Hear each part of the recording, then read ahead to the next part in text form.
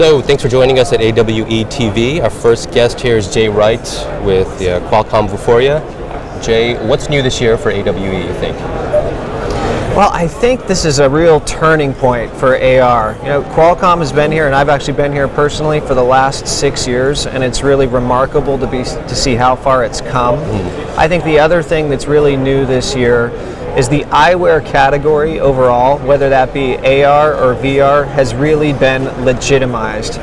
And I think that just comes from the level of investment and the number of large companies that have really invested in this as a next platform. Yeah, a lot of companies are kind of diving in, and that makes the whole industry look good.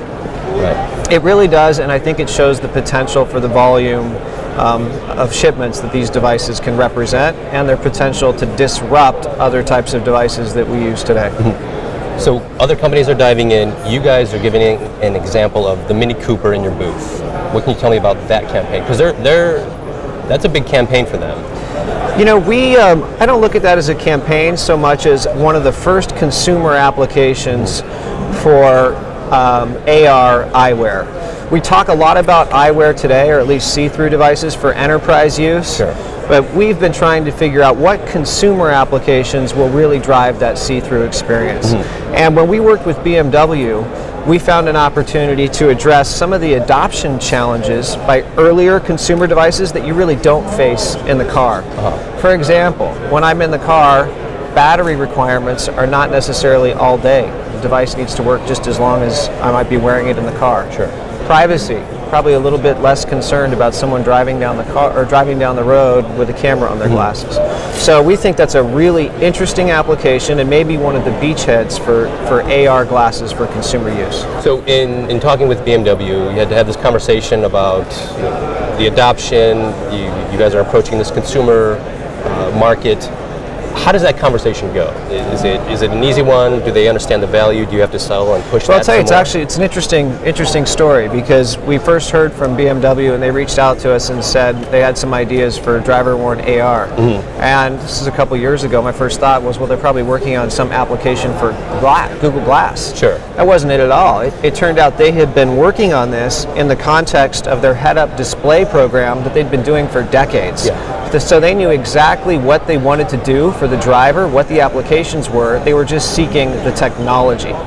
So we saw this as an opportunity to invest with BMW and prove out this application in a concept form to really try and drive the entire industry forward. Yeah, no pun intended. Tell me about the Toolkit. What are some new features that developers can see coming out recently? So, a couple things. We recently added object recognition to the Vuforia platform. Okay. So this provides developers a new tool that allows them to create what we call an object target. But basically they take an app that runs on a phone, the Vuforia scanner.